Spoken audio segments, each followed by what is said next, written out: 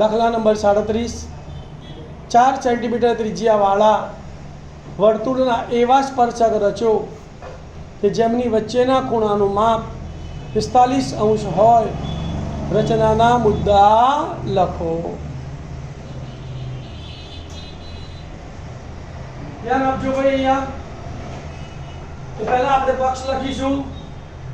વર્તુળ O કેન્દ્ર 4 centimetre આપેલ છે. તૃતીય વર્તુળ O કેન્દ્ર 4 સેન્ટીમીટર ને એવા સ્પર્શક રચો કે જેથી તેમની વચ્ચેના ખૂણાનું માપ કેટલું થાય? 45 અંશ થાય. પહેલો મુદ્દો O કેન્દ્ર લઈ અને 4 સેન્ટીમીટર ત્રિજ્યાનું પહેલા તો આપણે ચાપ રચી કાઢીએ. બરાબર?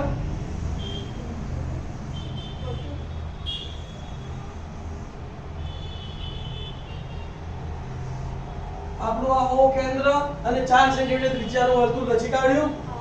હવે બીજો મુદ્દો, આપણે કેટલા અંશનો ખૂણો જોઈએ છે? 45. તો કે ખૂણો AOB એવો રચો કે જેથી માપ ખૂણો AOB બરાબર 180 - 45 બરાબર 135 થાય. તો બે ત્રિજ્યાઓ રચવાની છે, OA અને OB, કે જેથી કરીને એ બંને ત્રિજ્યાઓ વચ્ચેનો ખૂણો કેટલો થાય? 135. તો 135 ત્રિજ્યા રચવા માટે શું કરશો? તો ધ્યાન આપો. પહેલા કોઈ પણ એક વ્યાસ રચી કાઢજો ઊભો. બરાબર? એને આપણે પહેલાને બિંદુ નામ આપી દઈએ આ A. બરાબર? 180 ના બે ભાગ થઈ ગયા. હવે આપણે અહીંથી ને 45 અંશનો ખૂણો રચી કાઢીએ તો બાકીનો ખૂણો કેટલો થાય? 135. આ બાજુ 45 નો રચી કાઢીએ તો અહીંયા બાકીનો ખૂણો કેટલો થાય? 135. તો 45 નો ખૂણો રચવા માટે આપણે શું કરીએ છીએ ભાઈ? વર્તુળના કેન્દ્ર લઈશું, કોઈ પણ ત્રિજ્યાનું અર્ધવર્તુળ ચાપ રચીશું. પછી અહીંથી ને પહેલો ચાપ એટલે 60, અહીંથી બીજો ચાપ એટલે 90, 60 અને 120, 60 અને 120 ઉપરથી બે ચાપ રચીશું એટલે આપણને ખૂણો કેટલાનો મળ્યો? 90 નો. હવે 90 નો અડધો રચવાનો એટલે 45. તો અહીંથી આટલી ત્રિજ્યા લેવાની, એક ચાપ અહીંયા અને અહીંથી ને એક ચાપ અહીંયા મારવાનો અને આ બંને વચ્ચે જોડતી રેખાખંડ દોરી કાઢવાની. આ તમારું બિંદુ B નામ આપવાનું. તો આ ખૂણો થયો તમારો 135 અંશ. શું કરીએ? 135 અંશનો ખૂણો રચવા ફરીવાર જોઈ લો કે પહેલા એક રેખાખંડ વ્યાસ દોર્યો, કોઈ પણ એક વ્યાસ દોર્યો. એ વ્યાસને હવે આપણે આ બાજુ રચના કરવી છે તો પહેલા ઉપર આ બાજુના અડતલમાં આપણે 45 અંશનો ખૂણો દોરવાનો. તો આપણે વ્યાસ O ને કેન્દ્ર લીધું, કોઈ પણ ત્રિજ્યાનો અર્ધવર્તુળ ચાપ માર્યું. અહીંયા જ્યાંથી છે ત્યાંથી પહેલો ચાપ માર્યો એટલે 60, અહીંથી બીજો ચાપ માર્યો એટલે 120, 60 ઉપરથી ચાપ માર્યો અને 120 ઉપરથી ચાપ માર્યો એટલે 90 આવ્યો. હવે આ 90 નો અડધો તો આટલી ત્રિજ્યા લીધી અને અહીંથી એક ચાપ અહીંયા માર્યો અને અહીંથી એક ચાપ અહીંયા માર્યો એટલે આ ખૂણો કેટલાનો થઈ ગયો? 45. તો આ ખૂણો બાકીનો ખૂણો કેટલાનો થયો? 135. બરાબર? હવે ત્રીજો મુદ્દો, બિંદુ B માંથી રેખાખંડ OB ને લંબ રેખા રચો. લંબ રેખાની રચના એટલે B માંથી 90 ડિગ્રી રેખા રચવાની. ધ્યાન આપજો ભાઈ. B ને કેન્દ્ર લેવાનું, કોઈ પણ ત્રિજ્યાનું એક અર્ધવર્તુળ ચાપ રચવાનું. B ને કેન્દ્ર લઈને કોઈ પણ ત્રિજ્યાનું અર્ધવર્તુળ ચાપ રચવાનું. બરાબર?